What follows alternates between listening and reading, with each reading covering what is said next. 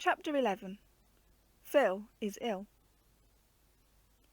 There was a great crowd, but directly the keeper saw Uncle, he beckoned him to come forward.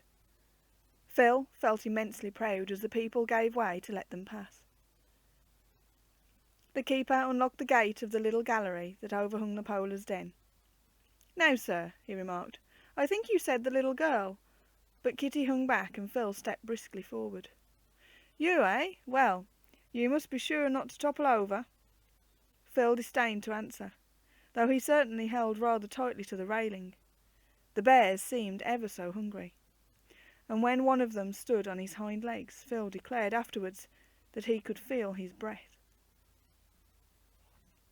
But the bears were a great deal more interested in the Keepers Basin than in Phil. "Now," said the keeper, after flinging a kind of taster to each of the animals, and Phil found himself clutching a great chunk of raw meat. It was soft and moist and rather nasty. He dropped it quickly, and Mr. Polar had dived and seized it before the keeper could pass another piece. And then, would you believe it, Phil would never forgive me if he knew I had told you. The poor boy suddenly felt sick and had to turn away. And he had so looked forward to what he was to do. Things happen like that in life. "Never mind, laddie," said the keeper. "You'll be as right as a trivet in a minute." He did not explain what a trivet was, nor why it should be right. Would the young ladies like to throw a piece? Joan and Alice and Kitty were all quite sure they didn't want to, and Harold pretended not to hear. "Well, perhaps you'd like to come on here and watch me throw the meat." So Joan and Kitty went on to the little platform. There wasn't room for the others, and saw everything beautifully. But all the time, Kitty was thinking of poor Phil, nearly crying his eyes out with shame and vexation behind the crowd. Soon the meat was all gone, and after Uncle had thanked and tipped the keeper, the party found themselves alone. Phil was still missing. Uncle very wisely pretended not to notice. "Let me see, now. The eagle's at 3:30. Suppose we have a look at the sheep and the goats on the high ground before we interview the kings of the air." So they climbed the remaining steps to the upper terrace, and had the bears' back doors on the left hand, and the rockwork mountains on the right. "You know," said Uncle, "there is more than one reference in the Bible to separating the sheep from the goats. It might be fairly easy in the Holy Land, but it would puzzle anyone to do so all over the world, especially the wild ones." "Why?" asked Wally. "Because they are so much alike." Wally was not satisfied. "I should have thought anyone. Yes, put the ordinary British goat against the ordinary British sheep, and there's not much doubt which is which. But what would you call that?" He pointed to a reddish-brown animal, almost the exact colour of the rock on which it stood, with a pair of outward curving horns and a long beard reaching almost down to its toes. "A goat, of course," said Wally. "But the label calls it a Barbary sheep.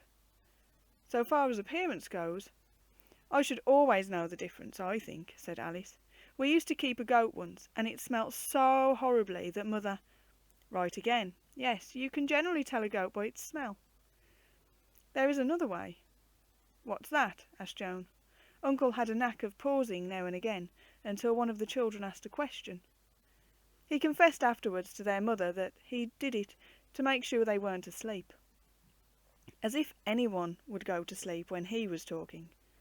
Except perhaps Kitty, but of course she wasn't grown up. "Well, by his food.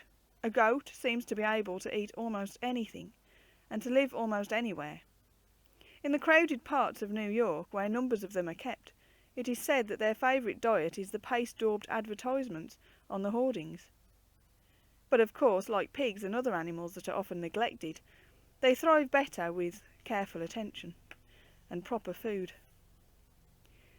They are really very useful animals for the milk they give, and you must not judge them altogether by the specimens you see in towns.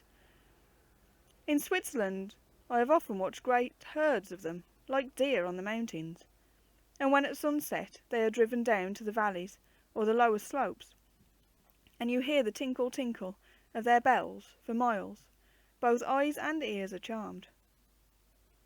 "What's that up there?"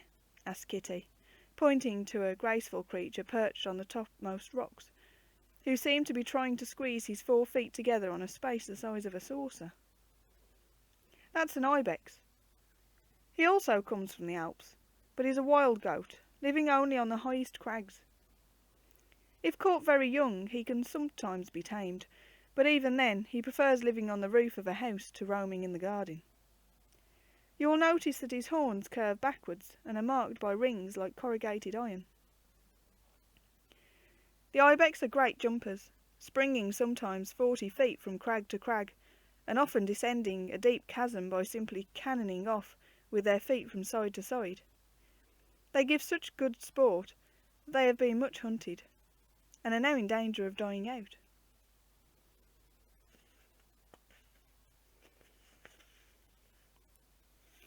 "They seem very hungry," said Joan, watching a goat placidly munching a paper bag that a child had dropped. "Seems to me all animals are very hungry. I dare say all birds are too. I thought we were going to see the eagles fed." The voice was Phil's. No one had seen him come back, and they wouldn't have said anything if they had.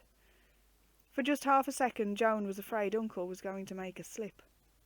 But he had been a boy himself not so very long ago, and he simply turned his head and said, "Yes, we shall certainly have to hurry up. We've got to get right across the other side of the lawn." As they passed along the terrace, all the children who were tall enough looked down into the pits through the railings of the bears' back doors. Odd pieces of bun and biscuit lay scattered in all directions. The bears would not even turn aside to pick them up, but they were still begging.